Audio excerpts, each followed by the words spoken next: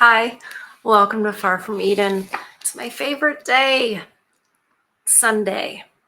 And on Sundays, we read a fairy tale. What on earth does that have to do with men's issues? Well, surprisingly, a lot. And so does old poetry, a lot of old literature, because we all used to have a shared culture and we used to all agree on things, including the women.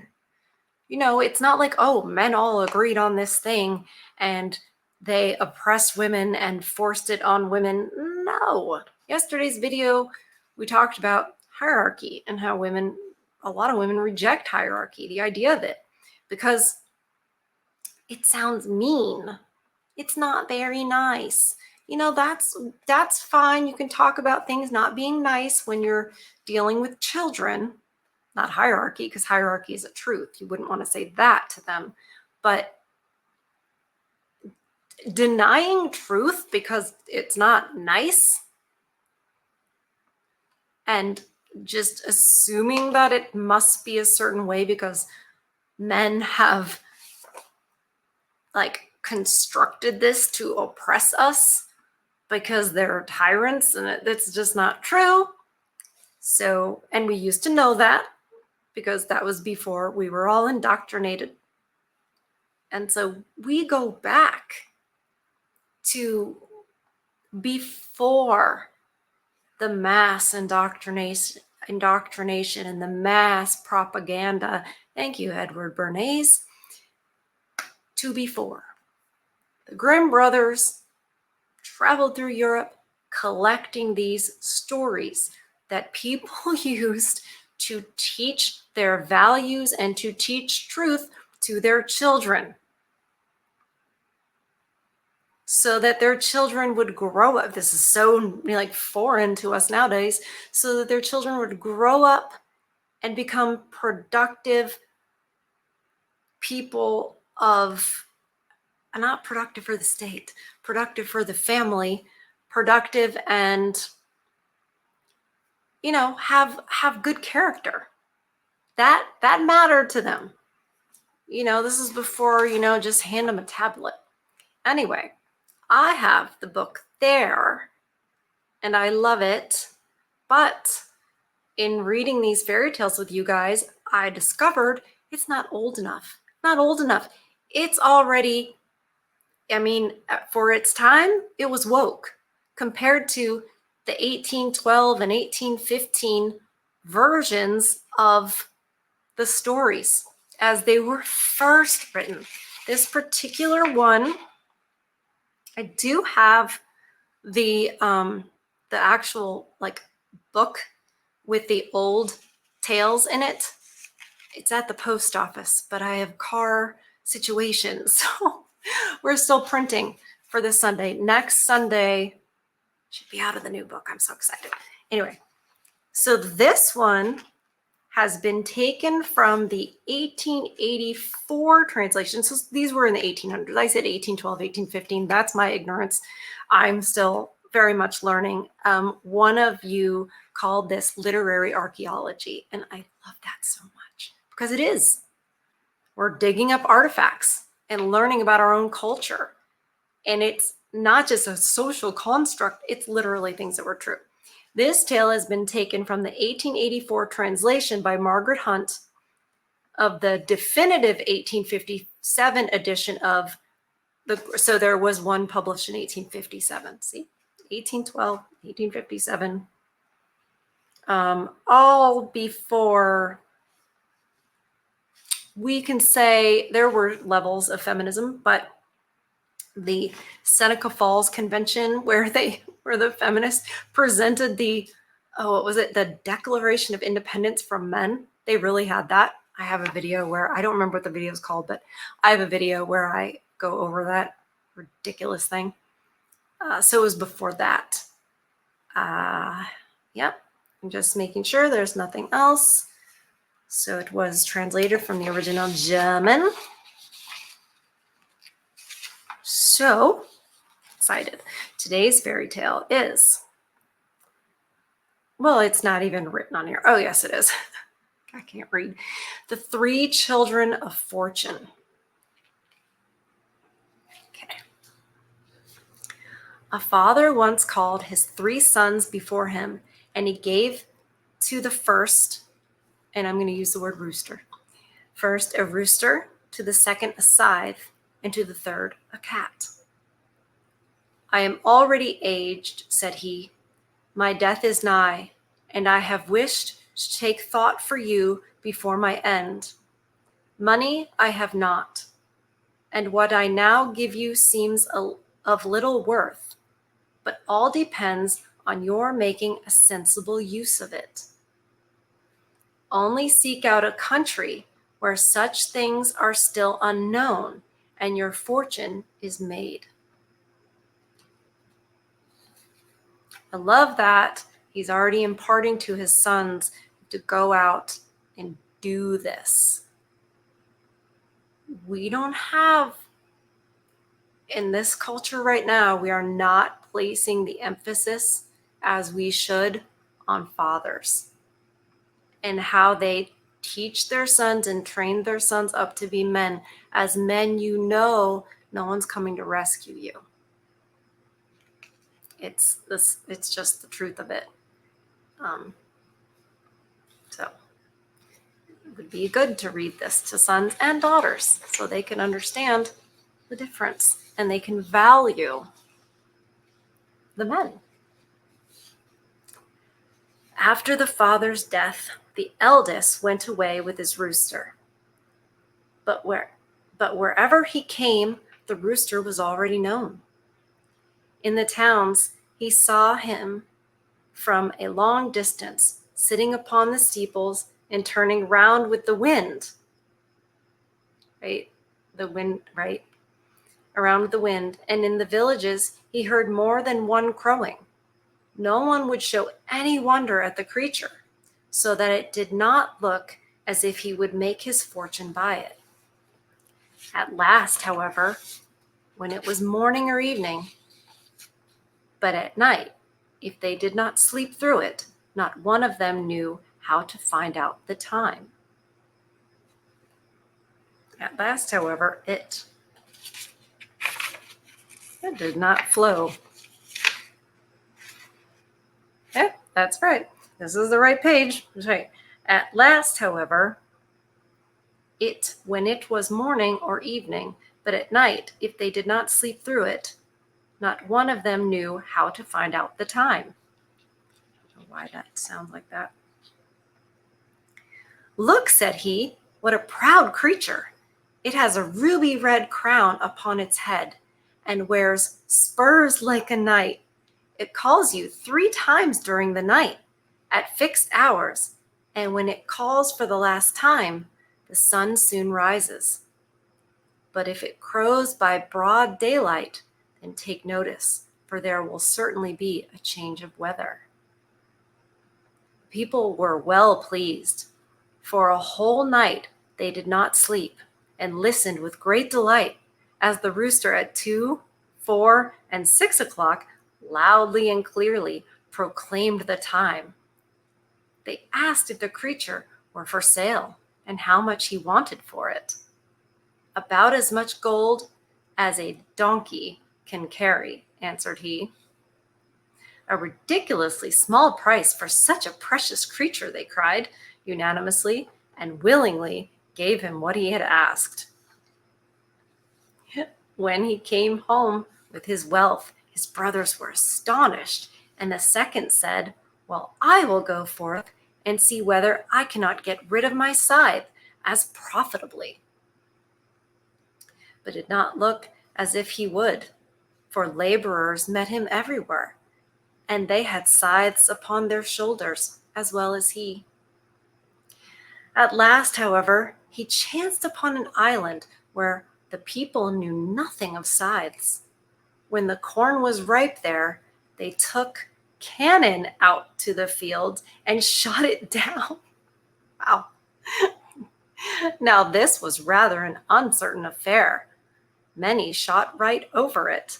Others hit the ears instead of the stems and shot them away, whereby much was lost. And besides all this, it made a terrible noise. So the man set to work and mowed it down so quietly and quickly that the people opened their mouths with astonishment. They agreed to give him what he wanted for the scythe, and he received a horse laden with as much gold as it could carry. Okay. Now the third brother wanted to take his cat to the right man. He fared just like the others. So long as he stayed on the mainland, there was nothing to be done. Every place had cats, and there were so many of them that newborn kittens were generally drowned in the ponds. Well, that's horrible. Okay, that's not the point of the story. Okay. At last, he sailed over to an island, and it luckily happened that no cats had ever yet been seen there, and that the mice had got the upper hand so much that they danced upon the tables and benches, whether the master were at home or not. Gross. The people complained bitterly of the plague. The king himself in his palace did not know how to secure himself against them. Might want to talk to the people with the cannons, using those to get rid of the corn, or to harvest the corn. I don't know, just thought. Did not know how to secure himself against them. Mice squeaked in every corner and gnawed whatever they could lay hold of with their teeth. But now the cat began her chase and soon cleared a couple of rooms, and the people begged the king to buy the wonderful beast for the country. The king willingly gave what was asked, which was a mule laden with gold, and the third brother came home with the greatest treasure of all. I can already tell you guys are going to have a lot to say, because this is a king and his 3 sons. This is men, and these are lessons for men. So stands to reason that I think right now that I'm probably missing a lot. I also have a feeling that this is mirroring some biblical tales, but once again, my ignorance has got my intelligence has got me that far, but my ignorance is stopping. I don't know which stories those are. So I know you guys are going to tell me. Please tell me in the chat, and tell me in the comments if you're in the replay crew. Okay, so the third son has gotten his big fortune, and it's the biggest one of all. The cat made herself merry with the mice in the royal palace and killed so many that they could not be counted. At last, she grew warm with the work and thirsty, so she stood still, lifted up her head, and cried, "Meow, meow." When they heard this strange cry, the king and all his people were frightened, and in their terror ran all at once out of the palace. Oh, goodness gracious. Goodness gracious. Then the king took counsel what was best to be done. At last, it was determined to send a herald to the cat and demand that she should leave the palace. Or if not, she was to expect that force would be used against her. Because she said mew, mew? This scared them that badly? Yet they had the mice overrunning everything and they didn't take a stand. Okay. So, okay. The counselor said, "Rather will we let ourselves be plagued with the mice, for to that misfortune we are accustomed." than give up our lives to such a monster as this. So it's like, better the devil that you know. We're not done yet. Better the devil that you know.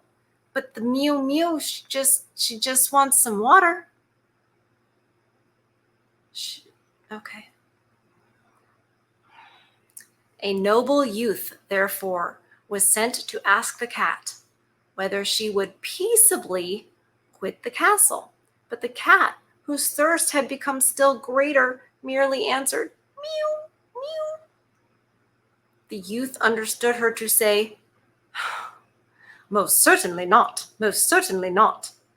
Well, he doesn't speak cat. And took this answer to the king.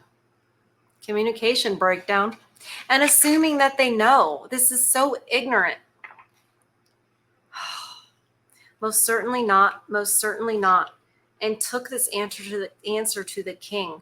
Then, said the counselors, she shall yield to force. Cannon were brought out, and the palace was soon in flames. When the fire reached the room where the cat was sitting, she sprang safely out the window. But the besiegers did not leave off until the whole palace was shot down to the ground. And that's it. You know what this reminds me of? I can't tell you what all the lessons are for the menfolk, but this reminds me of how women will get mad about things and, like, figuratively burn the whole house down, right? Blow the whole marriage up. Divorce after decades. That is like saying, I have a problem with this and this, so I'm going to overreact and I am going to burn the whole place down.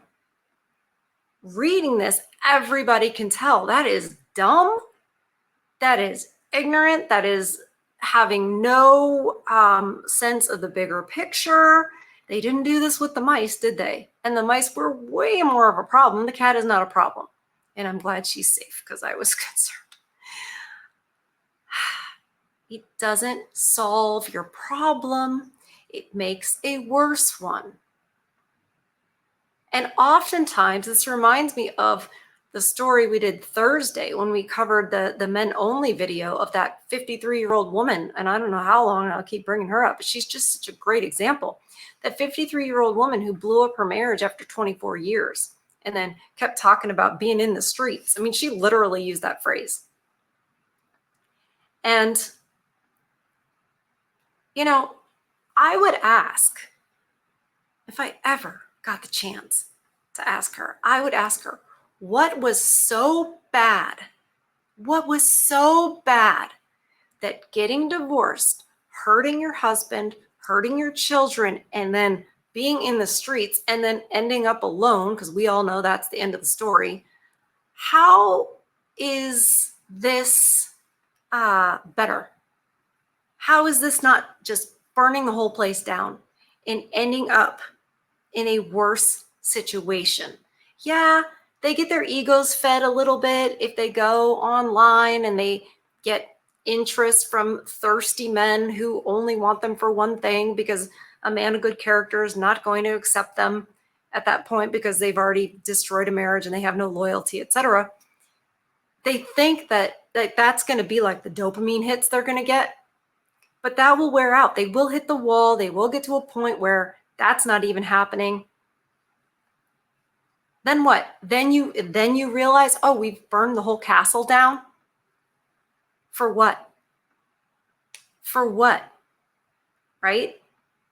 They may not feel the immediate effects because the state makes sure that they don't, because they get their cash and prizes, or they have a kind of a simpy husband, or a husband that's afraid to lose contact with his kids, so he goes ahead and gives her more than she should have in child support and alimony because he's trying to be a good guy. So they don't necessarily suffer right after divorce the way the men do. And it can seem like, yay, this is my new life. And their girlfriends are, celebrating them, and all of social media is celebrating them and their tough decision and everything. But we all know, no, you've burned your castle down. You've burned your castle down. And for what reason? Even, and even if he stepped out, even if he cheated, okay, stick with me on this. I'm not like Pearl. I'm not going to say high value men cheat. I'm not going to say that, because I think a man of character, even though he has the option to cheat, he has discipline, he has character, and he most oftentimes won't. He will have the willpower not to. Now, if he does, all right, and if he's sorry and he's like, I regret it and I didn't mean anything, and it really can. Men can do that and it not mean anything. Really. Think about it. Like, in the grand scheme of things, in 20 years, right? Let's say you're 40, you're both 40, and he steps out, has even if he did it a couple of times with the same chick, but it's meaningless, right? And you've got children and in-laws and history. Really? I know it would hurt.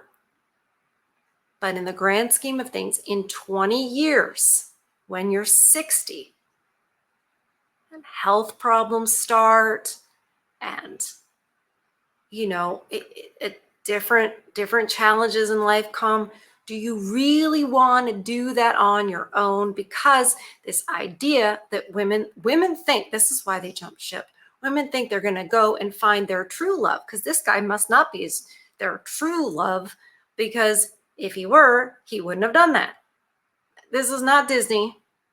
Disney is totally woke. Disney was the second stage of wokeness, or they're now on Disney was woke before most people knew it. Disney has always been woke. That has always been the agenda. Do not kid yourself. Walt Disney was, 33-degree Mason. It was bad news. It was always the agenda. This whole family, that was a ruse. That was a Trojan horse.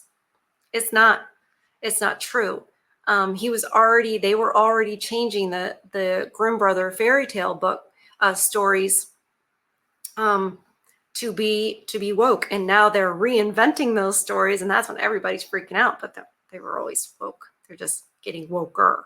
So what stage of wokeness, right? Because these stories don't need anything added or anything changed, and all the things that get changed are to are pro-feminism. So women will be in their feelings and listening to all of the lies that there's some other true love out there that they need to find. It's not true. Those men aren't going to want you. You've blown up your life. The only men that are going to want you after that are seriously simped out, and you're not going to respect them anyway, or they're predatorial in some way. So no, you're not going to have that. The options are stay with this man, figure out how to forgive and humble yourself, and know that you're a screw up too. We all are, just in different ways. Figure out how to rebuild any damaged part of the castle rather than burn it down thinking you're going to go build another castle. You're not. Women will just destroy everything in a reaction, an overreaction, because they refuse to see the big picture. They don't understand what the reality will be like in 20 years, because in 20 years, trust me, it's way more valuable to have that man that you've built a life with, right? Rather than absolutely slash him because he's made a mistake and he's repentant and sorry for it. Women like to sit up on their high horse and act like, oh, how dare you have wronged me, right? How many times, do you know how many times you've probably hurt his feelings? How many times you've emasculated him and you didn't even realize it? How many times, you know what I mean? Like, come on, get honest with yourself, women. We do different things and we cheat in other ways. Like, oh, do you have an Instagram? Do you have a Facebook? What's your profile picture look like? What was the intent of your profile picture or the other pictures? What was your intention? Was it to get attention? What kind of clothing do you wear? Is it revealing? Who is looking at you? These are things that actually hurt a lot of men, that you would seek out attention of other men, that you would seek out validation from other men. And women will deny it all day long. And they'll say, I dress for me. No, you don't. I don't even wear these dresses on, well, I kind of dress. I like to wear dresses on Sunday because it makes it feel special. But also, would I do it if I wasn't making a video? No. So, yeah, this whole I dress for me, that's baloney. No, they don't.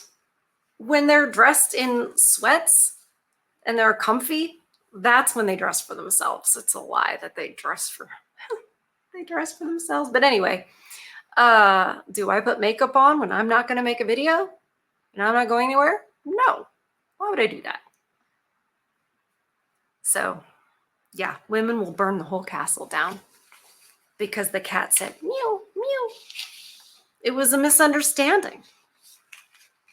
And they burned the whole place down. Man, I want to know what you guys think of this. I want to know what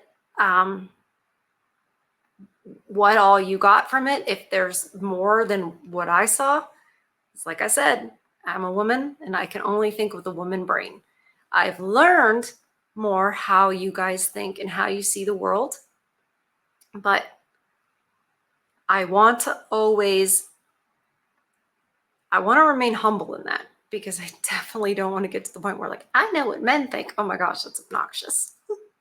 That's obnoxious. I don't want to do that. So anyway, so yeah, that was great. I like this one, especially because the cat survived. I was worried about the cat.